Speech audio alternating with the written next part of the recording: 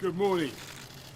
I'm sorry I've been away from my desk for much longer than I would have liked, and I want to thank everybody who has stepped up, in particular the First Secretary of State, Dominic Raab, who's done a terrific job.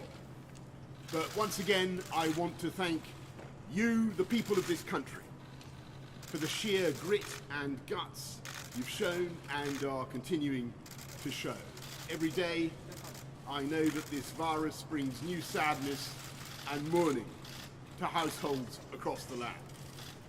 And it is still true that this is the biggest single challenge this country has faced since the war. And I in no way minimize the continuing problems we face. And yet it is also true that we are making progress with fewer hospital admissions, fewer COVID patients in ICU, and real signs now that we are passing through the peak. And thanks to your forbearance, your good sense, your altruism, your spirit of community, thanks to our collective national resolve, we are on the brink of achieving that first clear mission to prevent our National Health Service from being overwhelmed in a way that tragically we have seen elsewhere. And that is how and why we are now beginning to turn the tide.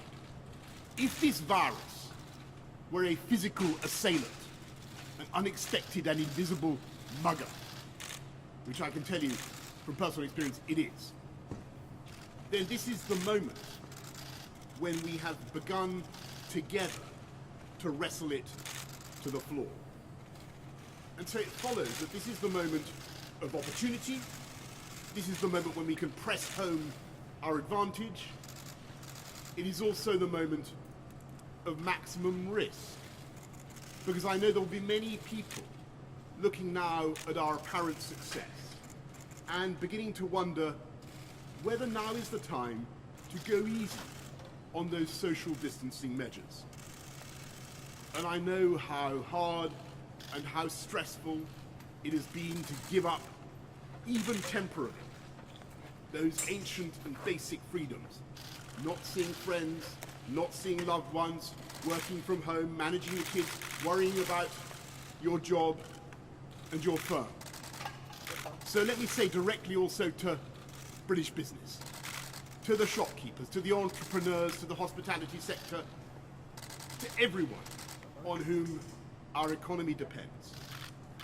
I understand your impatience, I share your anxiety, and I know that without our private sector, without the drive and commitment of the wealth creators of this country, there will be no economy to speak of. There will be no cash to pay for our public services, no way of funding our NHS.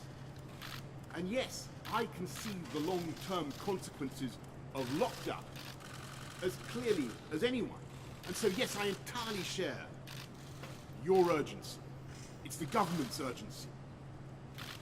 And yet we must also recognize the risk of a second spike. The risk of losing control of that virus and letting the reproduction rate go back over 1. Because that would mean not only a new wave of death and disease, but also an economic disaster. And we would be forced once again to slam on the brakes across the whole country and the whole economy, and reimpose restrictions in such a way as to do more and lasting damage. And so I know it is tough, and I want to get this economy moving as fast as I can, but I refuse to throw away all the effort and the sacrifice of the British people, and to risk a second major outbreak and huge loss of life and the overwhelming of the NHS. And I ask you to contain your impatience, because I believe we are coming now to the end of the first phase of this conflict, and in spite of all the suffering, we have so nearly succeeded. We defied so many predictions. We did not run out of ventilators or ICU beds. We did not allow our NHS to collapse. And on the contrary, we have so far collectively shielded our NHS so that our incredible doctors and nurses and healthcare staff have been able to shield all of us from an outbreak that would have been far worse. And we collectively flattened the peak.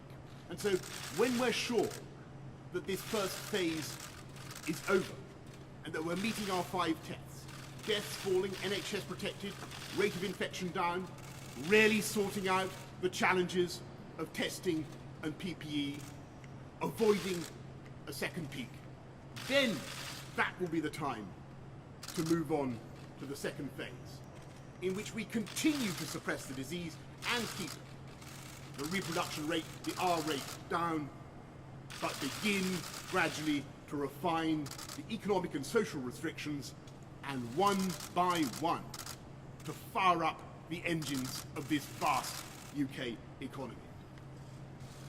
And in that process, difficult judgments will be made.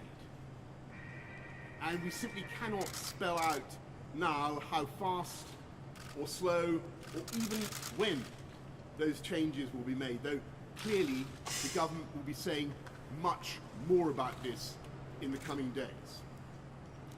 And I want to serve notice now that these decisions will be taken with the maximum possible transparency. And I want to share all our working and our thinking, my thinking, with you, the British people. And of course, we will be relying, as ever, on the science to inform us, as we have from the beginning.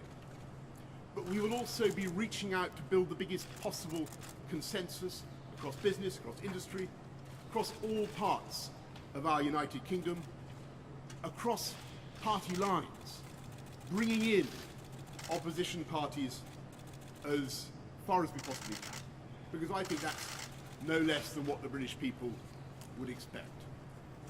And I can tell you now that preparations are underway and have been for weeks to allow us to win phase 2 of this fight, as I believe we are now on track to prevail in phase 1.